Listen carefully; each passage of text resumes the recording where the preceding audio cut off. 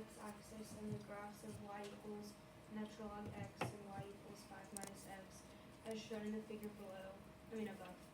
Find the area of R. Okay, so we're looking at this area of the R. So let's kind of think about the way that might be clever. If I highlight the right, all of the right, and then I highlight all of the left, when I connect this, I'm going to end up creating a horizontal line. So if I make a horizontal line, it's going to be with respect to going up and down is with what? With y. But if I connect from top to bottom, it's going to be with respect to x. I'm going to show you both of them. The first way is going to be with respect to y, and that means it is right minus the left. Y'all writing all this down? Okay, so that means if it's with respect to y, I have to make sure everything's in terms of y. So I'm going to first write out on here. This one is natural log of x, and then I'm going to convert it. And this is 5 minus x. So let's write out natural log of the x is equal to y, and then 5 minus x is equal to y, because I need to solve for x, meaning it's in terms of y. Going back to pre-cal, what was the understood based on all of the natural logs? Was it 10 or e? E. So when I drop and cross, I drop the e, cross a y, and then the x. So now this is also the same thing as e to the power of y. On the other side, when I solve for x, it's going to give me x equals 5 minus y. So this is also the same thing as 5 minus y. So we're going to use both the ways, okay? The first thing that we have to figure out is, what is this intersection at this point and also at this point? So on your calculator, let's go ahead and graph this together. y1 and y2. Everyone's on the calc. On y1, let's use the original equation, natural log of the x. And then let's do 5 minus the x. This is the original equation. We're all typing it in. And then the default value zoom 6 is always good, but if you want to manipulate the window according to the tick marks, you can, but that's too much work. So I'm going to do zoom 6. There's my natural log, and there's my linear with a negative slope. All I care about is that value right here. Second calc, 5. And how many times did we enter? 3. Oh, second calc, 5, enter 1, 2. Oh, I didn't even get to the curve. Oh, I had to touch one of them. Make sure it's hitting one of them. Maybe I'll go over to the right. 1, 2, and 3.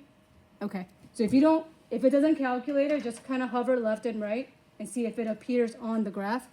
Did y'all get 3.6 something and 1 point something? Let's put that right here. The x value is 3.693. And then the y value is 1.307. We're going to actually store this. Let's store. I want you to click on x. It should remember your last intersected value. I want to store this one as b. And the reason for that is my equation already has an x. I don't want to repeat that. So let's put on here, I have stored the b value is 3.693. Now click on alpha y. This might be something that you guys did not know. It's going to remember the value of 0 that it was intersected. Not 0, the other ugly number. So let's put on here. I'm going to store this one as C. Wait, how did you get After x, then what did you do? Store and click on, go to alpha B. And I don't want to use the A because later on we're finding the area of the region. Yeah, Where's store? Oh, right above the line. it says stow next to the 1. Do the same thing with the Y. Store it as C. And then where's B? Click on Y and enter. Do exactly what I have right here. Click on Y. It'll give you the number and then store it as C. You see it? Lawrence Helper. My C is right underneath the stats. 1.307. So as long as I have B stored and C stored and also listed on my paper, I don't have to write that decimal anymore. So let's do right minus left, the area. The integral from 0 to B. And I'm using B because it is with respect to Y, we're scanning up and down. And it is going to be right minus left. With respect to y, it's going to be 5 minus y minus e to the y, and then it'll be dy. And I know if you were to type this in, you'll put that in parentheses. For us, since we already have, no, we don't have that value. Let's actually practice this together. Go to Math 9, and then we have 0, and I can type in alpha b, and it knows which number that is. And then our function right here is going to be with parentheses first, just like that. 5 minus x. You can put in y if you want, I don't want to. Minus, open up your parentheses again. Second e to the x. And then close it, dx. So anywhere I have the x, you can choose to put in the y. This calculator will still compute it for you. So make sure it looks exactly like your paper, except all x's or all y's, that's completely up to you. Did y'all get 2 point something? It should be 2 point something. I made a mistake here.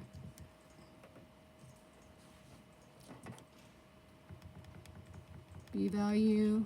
Oh. 1 point. Oh, did y'all see my C value is actually the right value instead of B? Did anyone catch that? 1.307 is our C value right here. And this is our B value. That was my mistake. So it's actually 2.985 and so on. So area is 2.986. Let's see the point system on this one. This one's a little bit nice. Having the bound is going to give you 1 point. But make sure you have what that value is on here. Since I made a mistake on this one, we should put on this one as a C. Because with respect to y was scanning up and down, it scanned all the way up to 1.307, which is our C. And then having the integral with right minus left is another point, and your final answer is another point. All right, so let's also write the word or. I'm going to show you the other way. And I also want you to sketch this.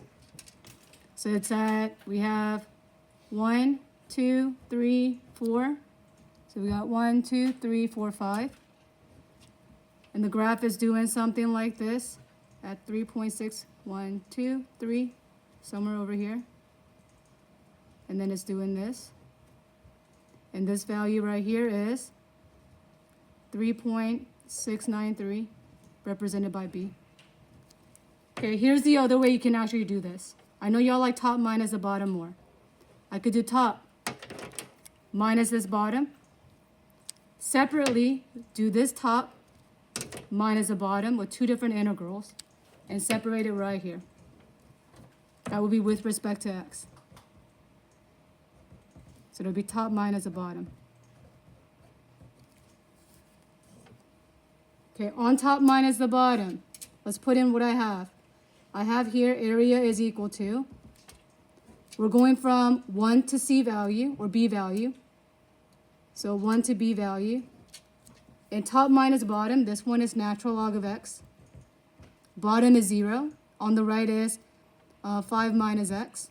So it'll be natural log of x dx plus B value to 5 minus x dx.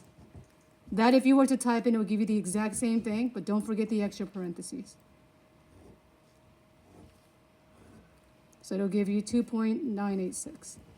And the point system is still the same. So do have both of them. Hurry up, put your head up. Let's go to part B. I could wait.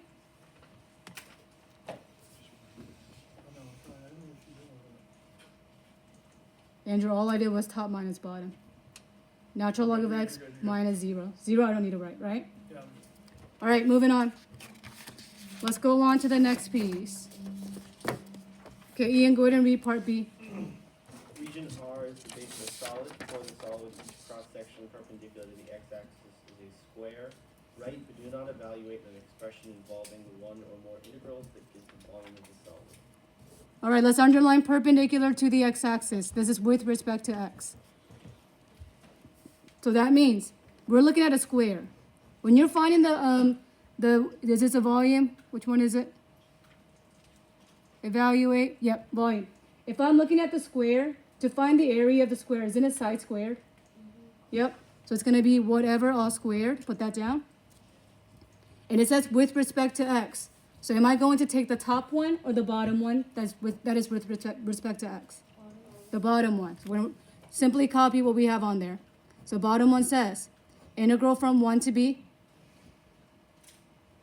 since we're scanning from left to right, and just simply take natural log of x and square it and dx, and then from b to 5